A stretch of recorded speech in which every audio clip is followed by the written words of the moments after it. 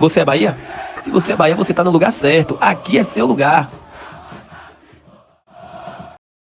Fala, nação tricolor, fala tricolindos e tricolindas, fala torcedor e torcedora. Vocês já perceberam que minha voz já foi, né? Por causa do jogo de ontem, é sempre isso aí pós-jogo de Tom Bahia. Nesse vídeo de agora, bora ver a choradeira da imprensa, tá? E o pior de tudo é uma choradeira totalmente sem motivos, uma choradeira. Para você ter uma ideia, Gaciba, por isso que Gaciba não tá mais lá no comando da arbitragem. Por isso, porque é um analista fraco. O cara tá dizendo que não tem imagens que prove a agressão de Gregory. Meu Deus, o cara faz isso, sobe com a bola. Qual foi a necessidade dele fazer isso aqui com o braço e pegar no olho de Arias? O cara tá brigando com a imagem. A imprensa do Sul, a choradeira da imprensa do Sul, eles estão querendo brigar com a imagem. E eu vou colocar novamente a imagem aqui na cara deles. Outra coisa, Zé Eduardo chorão, Zé Eduardo covarde, como ele sempre é, chorando também, morrendo de medo, porque o Bahia voltou a ganhar e ele está tentando desestabilizar e tentando jogar a arbitragem contra o Bahia. Até a própria Renato Ruel também querendo brigar com a imagem. O que eles estão fazendo é brigando com a imagem. Brigando com a imagem. E eu não estou aqui sendo clubista. Se eu não tivesse totalmente convicto, cara, a imagem eu vou colocar novamente aqui. Gregory sobe e faz isso aqui, ok. Até aí tudo bem. Só quando ele faz isso aqui, todo mundo que joga, quem joga a bola sabe. Ou você faz isso aqui, ó, com o braço, ou você sobe aqui, ó, se protegeu. Agora, depois que você faz isso, quando você desce, ele, ó, de forma proposital, ele faz isso e pega no olho de Arias. Pelo amor de Deus. Antes de mais nada, sejam todos bem-vindos aqui ao canal Tom Bahia, canal da Nação Tricolor, onde você fica sabendo dos assuntos sempre mais relevantes do nosso Bahia. Mas você é Bahia? Se você é Bahia, você está no lugar certo. Aqui é seu lugar para ficar por dentro dos melhores conteúdos do nosso Tricolor. Se você chegou até aqui, aquele favor, já chega aqui do lado, deixa o like no vídeo, para que o YouTube entenda que esse conteúdo é de qualidade e distribua para todos os tricolores espalhados por esse mundão afora. Se inscreva no canal se você não for inscrito e ative as notificações, porque todos os dias tem vídeos aqui trazendo sempre as melhores informações do nosso Bahia para você, torcedor tricolor, e para você, torcedora tricolinda. Bora ouvir aqui a choradeira.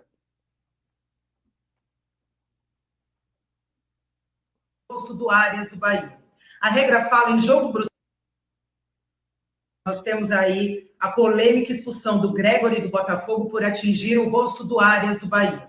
A regra fala em jogo brusco grave quando você tem disputa de bola. Ambos sobem para cabecear a bola, tem uma disputa, e a mão do Gregory ali passa raspando no rosto do Arias. Só que para ser jogo brusco grave, tem que ter uso de força excessiva. E não tem uso de força excessiva. Para ser conduta violenta e ser uma expulsão, não pode ter disputa de bola e também tem que ter uso de força excessiva ou agir com brutalidade. Eu não vejo nada disso. Para mim, o lance, você considerando o amarelo, estaria de ótimo tamanho. E um ponto importante, o árbitro estava de frente para o lance, ele viu o lance, ele decidiu no campo de jogo e novamente nós temos uma intervenção equivocada do VAR no Brasil, em lance que não é dele. O VAR não tem que apitar jogo. O VAR tem que respeitar a decisão do campo de jogo quando não tem erro claro e óbvio. E não tem erro claro e óbvio ali no lance. Então você tem um erro do VAR novamente no Brasil, e aí o árbitro vai até o VAR e acaba mudando a sua decisão. Para mim, novamente, o VAR erra em definir um lance, em sugerir revisão, aonde não há lance para expulsão, não há lance para vermelho. E aí uma expulsão equivocada para mim do Gregory. Nós temos aí a polêmica. Aí para vocês, e o próprio Zé Eduardo também, na choradeira dele, colocou nos stories dele que o Botafogo foi assaltado, tá? Ele colocou que o Botafogo foi assaltado, eu vou até colocar aqui para vocês também, só para deixar registrado a choradeira. Zé Eduardo a gente já sabe, já, né? Ele é covarde, ele sempre faz qualquer coisa para atrapalhar. Aqui, ó. Aconteceu o maior assalto agora na Fonte Nova, meteram a mão no Botafogo, escandaloso vermelho no Gregory. E agora a CBF? Pois é, a mídia realmente, a mídia não, porque PC Oliveira, pelo menos ele fez uma análise muito coerente. E agora, olha isso aqui, ó, a choradeira de lá, de Gaciba. Por isso que Gaciba não está mais na arbitragem. Por isso que Gaciba foi expulso do quadro da arbitragem da CBF. Ele que era o líder da arbitragem, foi expulso de lá, porque é fraco. Análise fraca, brigando com a imagem que eu vou botar para vocês aqui na tela. queria que você comentasse aqui no Sport Center a expulsão do Gregory. Muito boa noite para você, Gaciba. Boa noite, um prazer muito grande estar falando com vocês.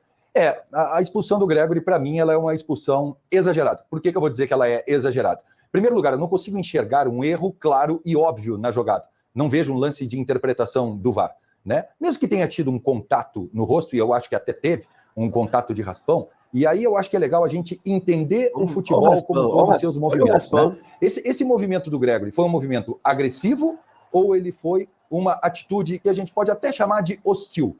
Por que é importante a gente colocar isso? Porque agredir o adversário, a partir do momento que eu tento dar um soco no adversário, eu quero agredir o rosto dele, eu quero machucá-lo. Né? É a questão de cartão vermelho.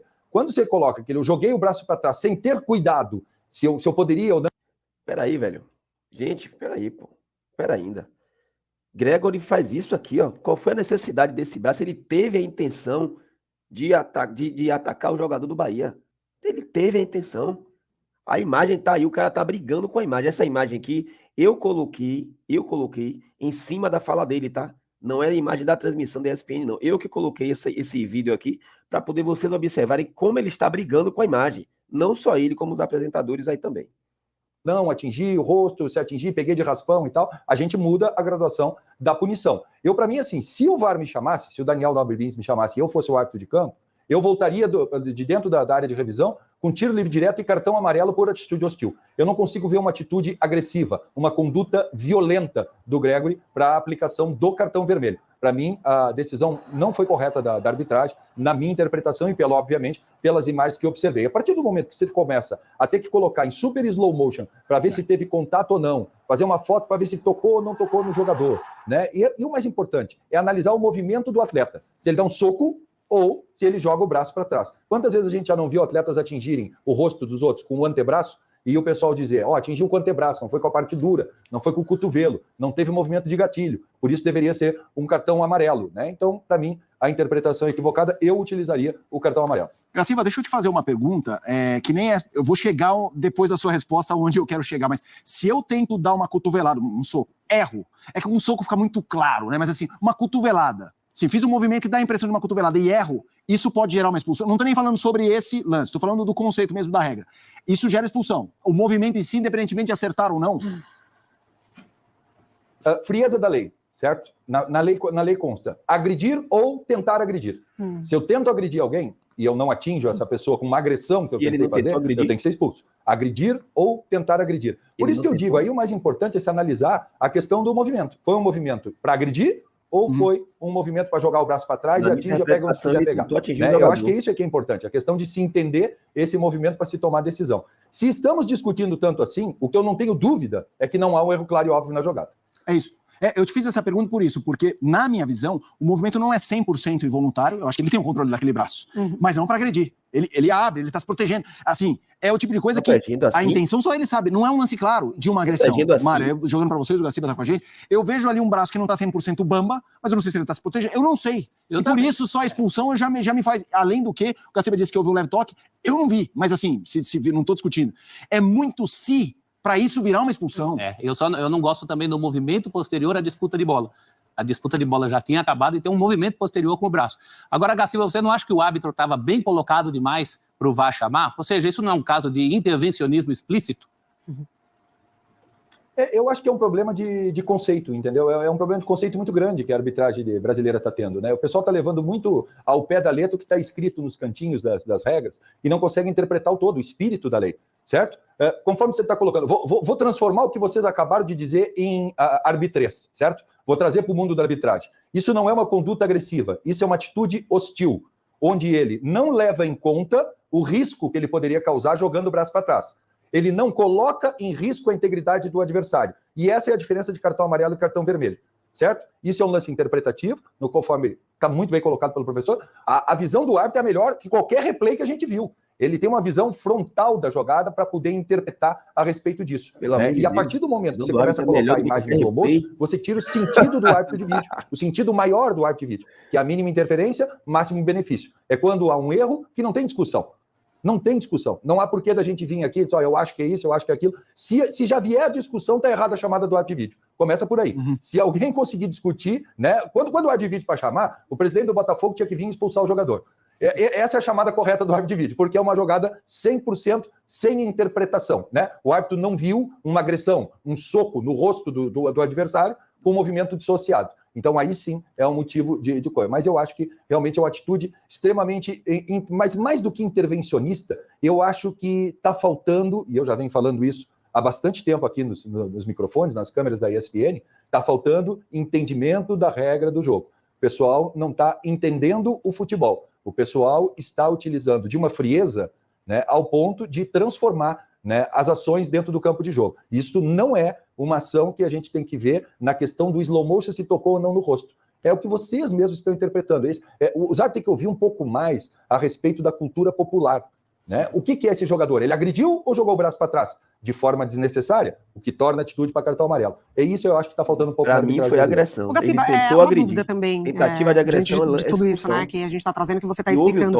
O VAR, ele deve ter interpretado que houve uma agressão, é isso? Então, assim, a gente pode esperar na súmula que a interpretação foi de agressão, ou só o simples fato do movimento, dele ter interpretado que o movimento foi para tentar agredir, mesmo não tendo pego em cheio?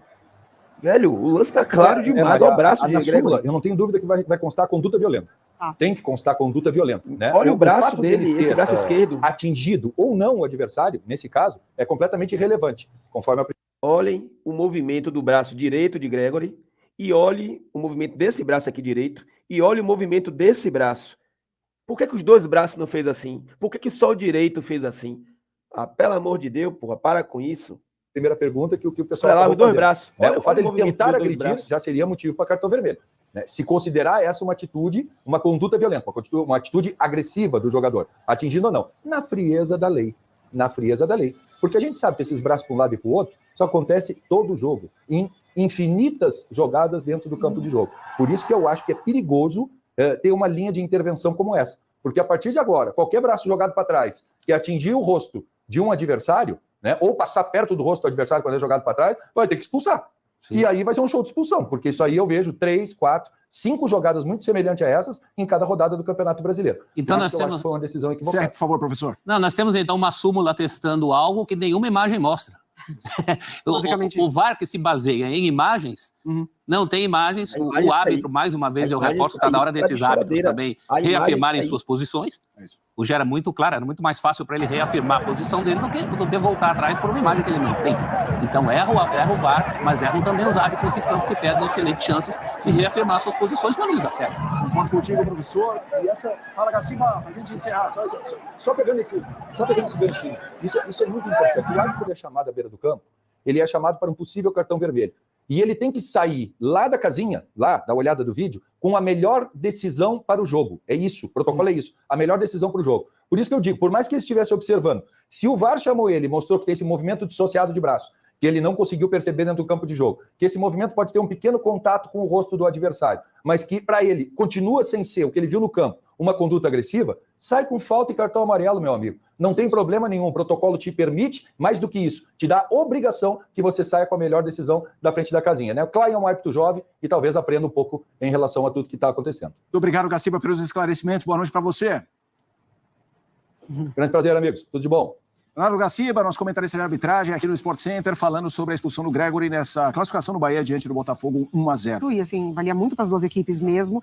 A gente está falando de times que pegam o jogo da ida, um empate que já foi muito disputado e paralelo ao Campeonato Brasileiro, levam esse jogo, baita palco, espetáculo, tem um tempo inteiro ainda para disputar, estava tudo muito equilibrado e aí ele realmente condiciona o resto. E para nada, né? Para nada. Insisto, se houvesse uma imagem que justificasse, mas agora o juiz ser chamado virou sinônimo de mudança de decisão.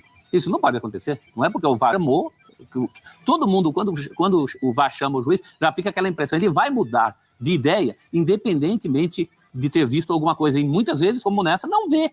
Então também não é possível. Tem que atribuir responsabilidade também ao árbitro de campo. Claro. Os dois erraram. Isso é uma sequência de erros. Repito, olhem o movimento do braço esquerdo, que atinge áreas, e comparem com o movimento do braço direito.